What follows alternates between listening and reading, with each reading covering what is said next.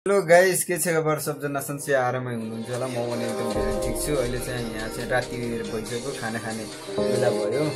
अनि यता चाहिँ चटनी चाहिँ अनि तयार भइसकेको छ। यो टमाटर अनि के भन्छ अरे अर्को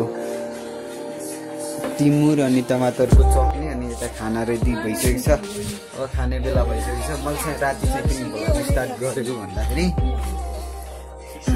त्यसबाट चाहिँ म मजाले सुतेँ। अहिले चाहिँ म उठेर ब्लग गरिदिएको। गुड मर्निङ भन्नु पनि पिरात होइन, जताततै ल नाइट भ्यू देख्न सक्नुहुन्छ। त्यहाँ मुम्लादेखि माथि अनि बोबाङ, यता बोबाङ देख्न सक्नुहुन्छ नाइट भ्यू। यता हाम्रो गाउँमा त कोही सुनसान छ त यार। हाम्रो घर के आएको छ यार यहाँ फेरि। ए यो चाहिँ मेरो घर भयो।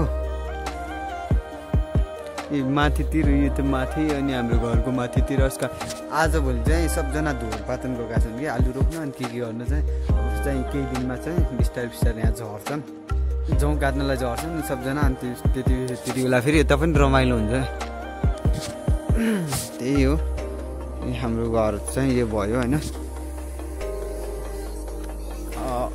अब खाना खाइसकेपछि चाहिँ अब फेरि मुभी सुभी हेरिन्छ, त्यसपछि सुतिन्छ। अनि बिहानको ब्लगमा चाहिँ यहीलाई एड गर्छु होइन। ल त्यही हो गाइस, अहिलेलाई यति मात्रै। म चाहिँ कुकुर फुगाइदिन्छु। हाम्रो कुकुर हेर्नुहोस्। ओ माई गड, कुकुरको आँखा कसरी बल्छ रातिमा? कुकुरको आँखा लाइट हो गाइस, के लाइट। कुकुरको आँखा त लाइट नै जस्तो हो। रातिमा त बल्छ कि हेर्दा कुकुरहरू रातिमा जहाँ पनि दौडिन सक्छ होइन। हो कुकुर हो।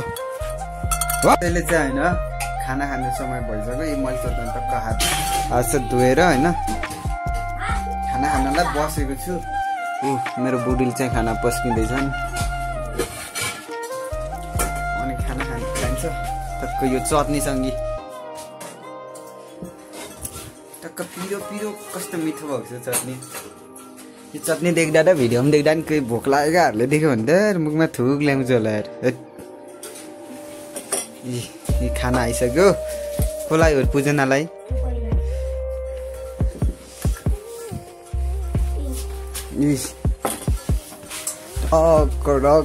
गाइस ल म चाहिँ बसेर त खाना हालिदिन्छु होइन। आलु अनि सुको साग चटनी एकदम उ छ क्या। सो गाइस अहिले चाहिँ मैले खाना खाइसकेँ। अनि ए बुढीले पनि खाइसक्यो नि। चमचले खाएपछि यही हो क्या। चमचले खाएपछि अनि हातले चाट्न मिल्दैन, त्यो हाल्छ चाट्ने। अनि ए खाइसक्यो धेरै नै आएको। ल अब बाँकी चाहिँ अब आज त पुरा दिनभरि सुतेको, केही देखाउनु भएन। अनि बिहान यस्तो ब्लगलाई चाहिँ बिहान अरू पनि देख्दै चाहिँ भोलिको दिनहरूमा। अनि त्यसपछि चाहिँ कन्टिन्यू गरौँ ल। अहिलेलाई चाहिँ good night guys, love you all. So hey everyone, good morning.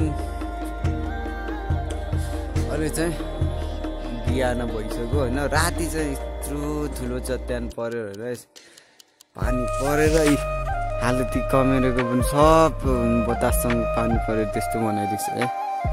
अनि भित्र पनि पानी, यता र भित्र पानी लास्ट ठुलो भलखल गरेर होइन। आज चाहिँ फेरि एकदम हरियो जताततै हरियो देख्न लागेको छ। अहिले नाइट भ्यू धुरपातनमा यही पनि परिसकेको छ क्या माथि।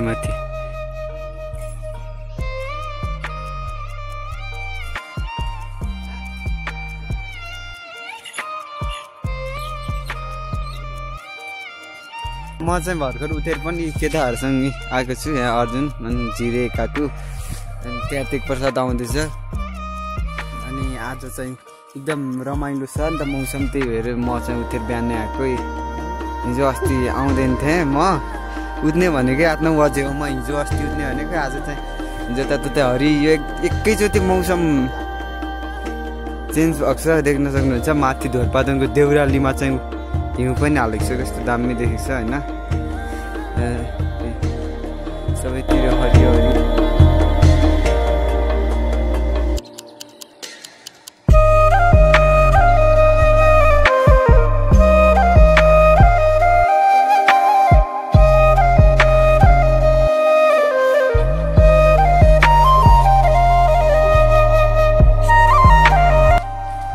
गाइस अहिले चाहिँ हैन हामी चाहिँ यहाँ म चाहिँ यहाँ खोरेमा आएको हाम्रो यता बारीतिर यहाँ चाहिँ यहाँ सानो डुङ्गाहरू आउने अनि गाईबस्तुहरू यहाँ बारीमा आउने भएर अनि यहाँ चाहिँ लगाउने थियो क्या